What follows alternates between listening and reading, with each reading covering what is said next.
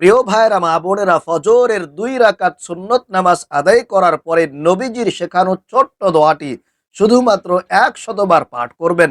ফজরের ফরজ নামাজ আদায় করার পূর্বে যায় নামাজে বসে বসে তাসবির দানা গুনে গুনে ছোট্ট দোয়াটি 100 বার পাঠ করুন। আল্লাহর কসম করে বলছি, দুনিয়া আপনার গোলাম হয়ে যাবে। টাকা পয়সা ধন দৌলত যা চাইবেন আল্লাহ রব্বুল আলামিন আপনাকে তাই দান করবেন। আল্লাহু আকবার।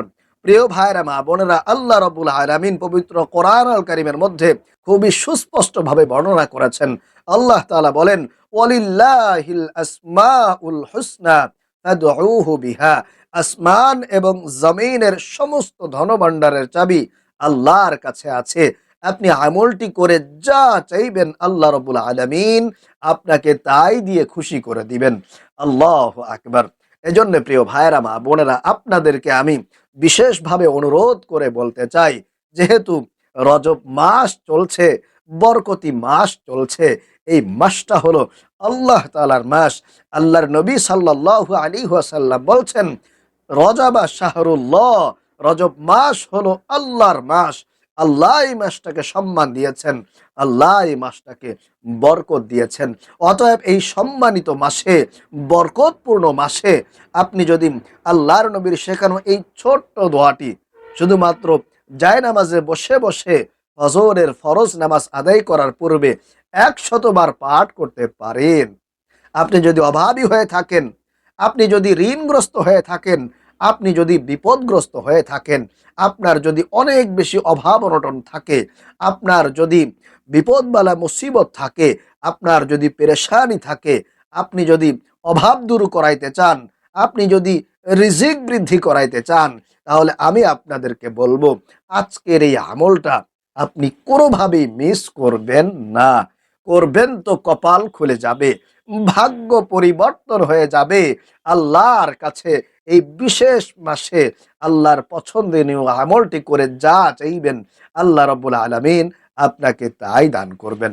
আল্লাহু আকবার। প্রিয় ভাইরা মা বোনেরা, নবীজি সাল্লাল্লাহু আলাইহি ওয়াসাল্লাম বলছেন, কেউ যদি ঈমান এবং ইখলাসের সঙ্গে এই দোয়াটি পাঠ করে আল্লাহর কাছে দুহাত তুলে কিছু চায়, আল্লাহ তাআলা তার হাতকে খালি হাতে ফিরিয়ে দিতে লজ্জাবোধ করেন। সুবহানাল্লাহ। এজন্য আমি আপনাদেরকে আবারও বলছি, আপনি যদি অভাবী হয়ে থাকেন, আপনি যদি বিপদগ্রস্ত হয়ে থাকেন, আপনার যদি অনেক অনেক ঋণ থাকে, কোনোভাবেই আপনি ঋণের টাকা পরিশোধ করবেন এরকম কোনো ব্যবস্থা করতে পারছেন না, তাহলে আজকের এই আমলটি কোনোভাবেই ছাড়বেন না ইনশাআল্লাহ তাআলা। কারণ নবীজি সাল্লাল্লাহু আলাইহি ওয়াসাল্লাম বলছেন, ফজরের 2 রাকাত সুন্নত নামাজ আমি নবীর কাছে দুনিয়ার মধ্যে যা কিছু আছে তার চাইতেও উত্তম, তার চাইতেও দামি। আল্লাহু আকবার। এজন্যে আপনি যদি নামাজের কাছে আসেন, নামাজ পড়ে আমল করেন, তাহলে অবশ্যই আপনার সেই আমলটা কাজে আসে।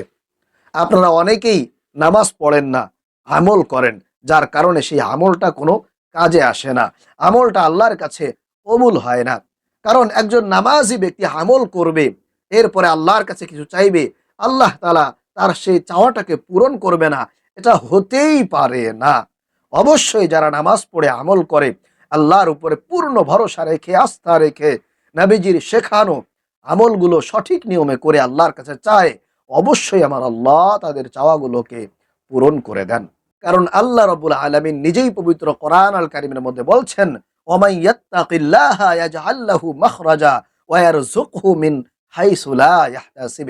যেই ব্যক্তি আল্লাহ তাআলাকে ভয় করবে, তার দেওয়া বিধিবিধানগুলোকে মেনে চলবে, আল্লাহ রাব্বুল আলামিন বলছেন, ওয়া ইয়ারযুকহু মিন হাইসু লা ইয়াহতাসিব, আল্লাহ তাআলা তাকে এমন এমন জায়গা থেকে তাকে রিজিক এনে দিবেন, তার রিজিকের ব্যবস্থা করে দিবেন, যেটা সে কল্পনাও করতে পারবে না, যেটা থেকে সে অবাক হয়ে যাবে, সে আশ্চর্য হয়ে যাবে। আল্লাহু আকবার। কারণ আল্লাহ রাব্বুল আলামিনের ওয়াদা, আপনি যদি আল্লাহর বিধিবিধানগুলো মেনে চলেন, আল্লাহকে যদি আপনি দুনিয়াতে ভয় করে চলতে পারেন, আল্লাহই আপনার জন্য একেবারে যথেষ্ট হয়ে যাবেন। সুবহানাল্লাহ। এজন্য প্রিয় ভাইরা মা বোনেরা, অবশ্যই অবশ্যই আজকের এই আমলটি আপনাদেরকে করতে হবে।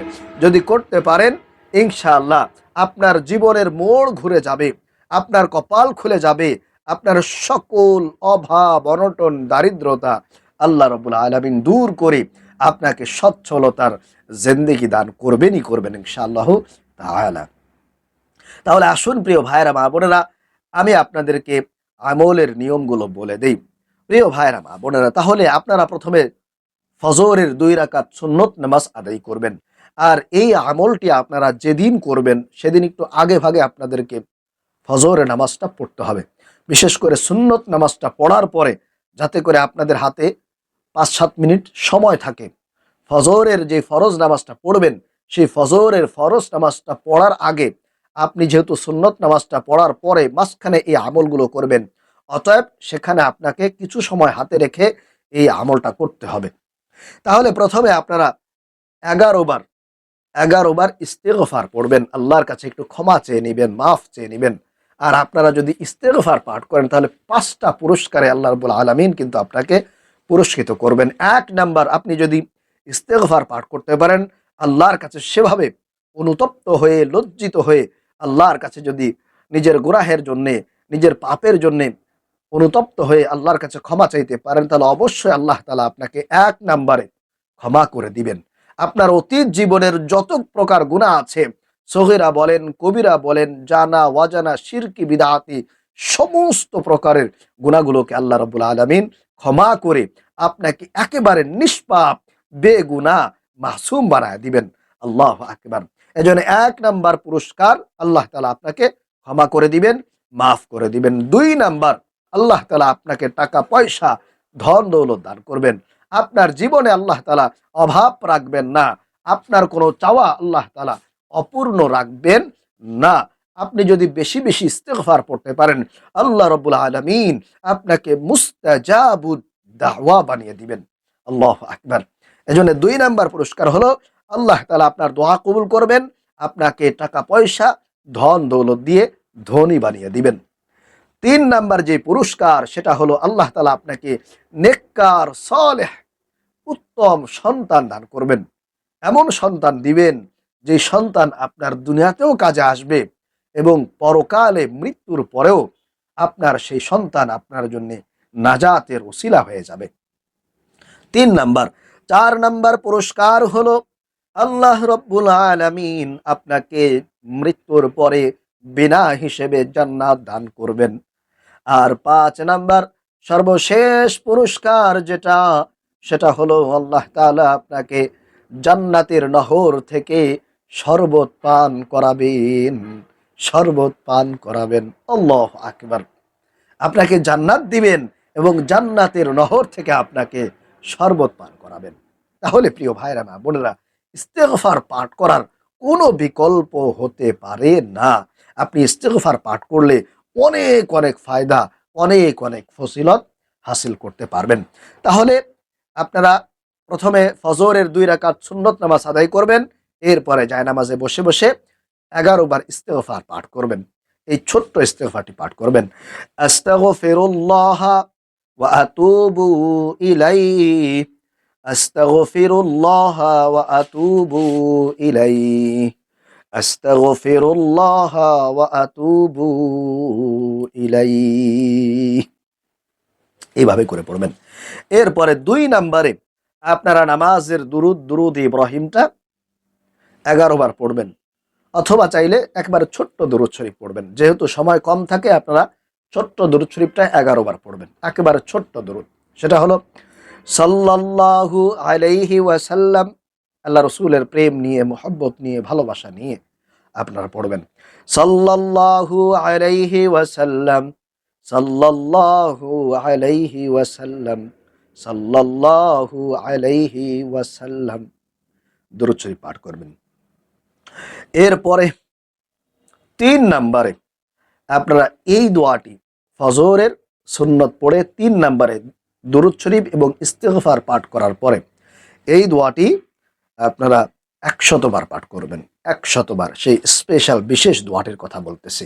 আপনারা 100 বার পাঠ করবেন, আল্লাহ রসুলের শেখানো এই ছোট্ট দোয়াটি 100 বার পড়বেন। দোয়াটি হলো সুবহানাল্লাহি ওয়া বিহামদিহি, সুবহানাল্লাহিল আযীম, ওয়া বিহামদিহি আস্তাগফিরুল্লাহ ওয়া আতুবু ইলাইহি। আবারও পড়বেন সুবহানাল্লাহি ওয়া বিহামদিহি সুবহানাল্লাহিল আযীম ওয়া বিহামদিহি আস্তাগফিরুল্লাহ ওয়া আতুবু ইলাইহি।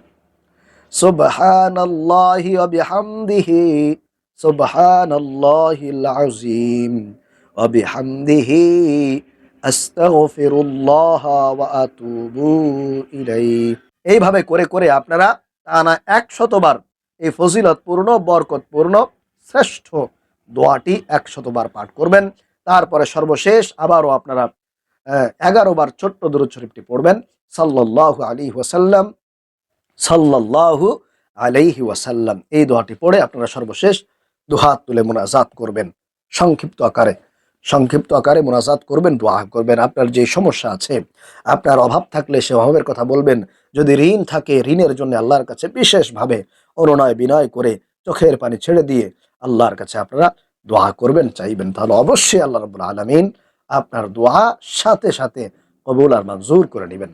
তাহলে প্রিয় ভাইয়েরা, মা বোনেরা, আশা করি আপনারা আজকের এই সম্পূর্ণ আমলটি বুঝতে পেরেছেন, শিখতে পেরেছেন।